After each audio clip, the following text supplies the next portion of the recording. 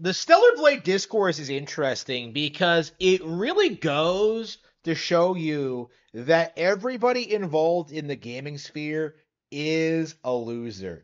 Nobody won in this situation. Not Sony, not Shift Up, not the Snoys, not gamers in general, not the SJWs. Like, complete L's for everyone, unless you're like me and completely stayed out of the whole thing. Because there was no reason to worship Stellar Blade the way you did. Like, none. Like, oh, yeah, look at the tits jiggle. Like, who cares? Like, it's not even that unusual. Like, we just got Final Fantasy VII Rebirth just a couple of months ago. You had two pairs of titties there. So, like, you're really going to sit there and try to tell me that, like Stellar Blade, it has the prettiest female character I've ever seen. Like, bro, she's a basic Asian chick. There are goth chicks at the bookstore I go to today that are more beautiful than anything that like Stellar Blade has to offer. Right? It is just Korean plastic doll Barbie just slop.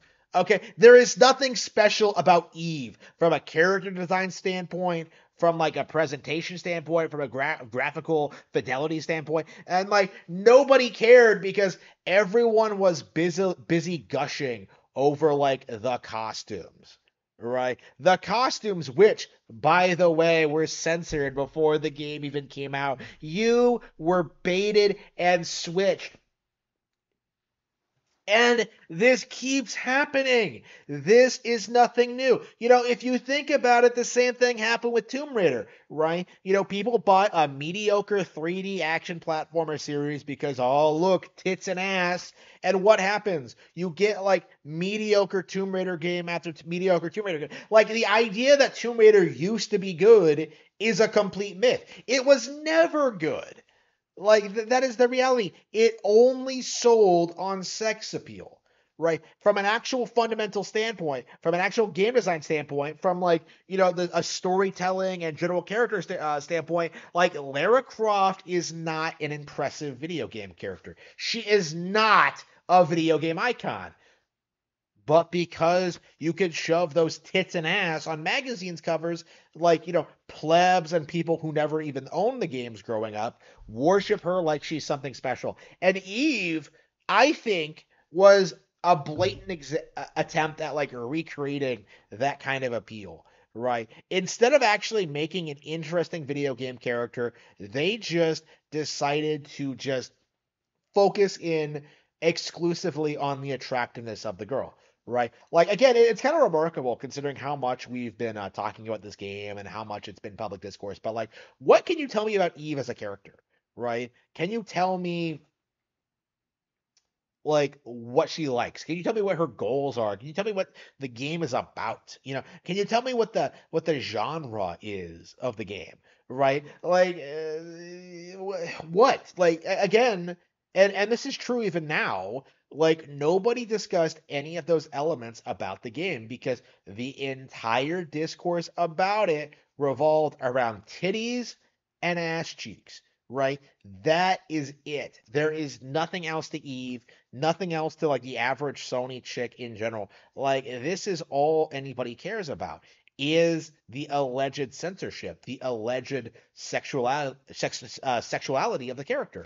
And this to me is appalling, right? Like, this to me is like a sign of just how both sides are completely deranged and out of touch with reality. Because if you wanted, if you truly wanted good, interesting video games, like, you wouldn't be getting it from PlayStation, right? You wouldn't be getting it from Stellar Blade. You would be going to Nintendo, right? You could look at Princess Peach Showtime and just get a way better female video game character with way more powers and way more like fun, versatile situations she gets in. Showtime has outsold Stellar Blade, by the way. Uh, you you could have done that, right? You could have experienced a good, interesting game from Good Feel and Nintendo. But instead, you decided to get yourself excited over nonsense, right? You hyped up Final Fantasy VII Rebirth. You hyped up Dragon's Dogma 2. You hyped up Rise of the Ronin, and you hyped up Stellar Blade. Like, what were you expecting to happen? Sony has been producing nothing but mediocre content for decades now, and yet you're surprised when a game comes out and that it doesn't live up to your lofty expectations. You're surprised that they did something you didn't like. Well, welcome to the club. Like, imagine putting in a PlayStation game and being surprised that it's not very much fun to play. Like I figured that out back with like when Uncharted 2 came out. Right? What is taking people so long to accept the fact that PlayStation is not a fun company? Like, what is taking people so long to realize that PlayStation does not have your best interest at heart? That they are not producing good content, that they are not partnering with good studios, that they are not making good financial decisions, that they are not producing good hardware. How are we like halfway through the biggest failure of a PlayStation generation ever, the PS5, and nobody's really addressing it at all? Sony legit came out and said they're halfway through the console generation. Like, where were people screaming about that? We haven't gotten anything this gen yet, and like people just wrote it off like it didn't actually happen. Right. Like we're in this weird kind of era where everybody is just doing everything they possibly can to try and ignore the elephant in the room, is that gaming is in a rut. Gaming is in a rut right now. And it has nothing to do with woke culture. This is the thing that annoys me about Gamergate. This is the thing that annoys me about gamer culture in general, is that people aren't willing to acknowledge the actual issue. It has nothing to do with politicalization of games, and has everything to do with the fact that every company besides Nintendo has chosen to pursue short-term profits over building long-term viable business strategies and building up like talent. Right. So many people have left these iconic developers over the years, and they haven't built up a proper like base of people to replace them.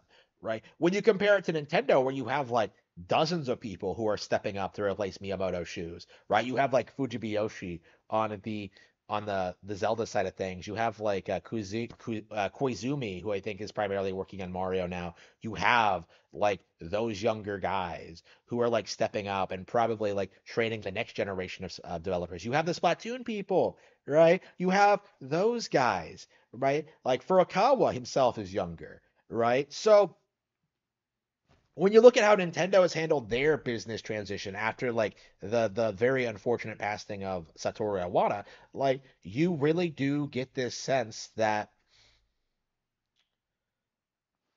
like Nintendo is simply better run than the competition. And how many people do you even know like who even understand that?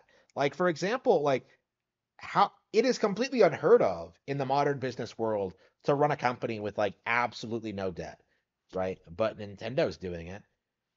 Sony is in debt all the time. Like they're still in debt from like buying Bungie, which was like a terrible business move that nobody talks about or acknowledge at all. Do you see people talking about that?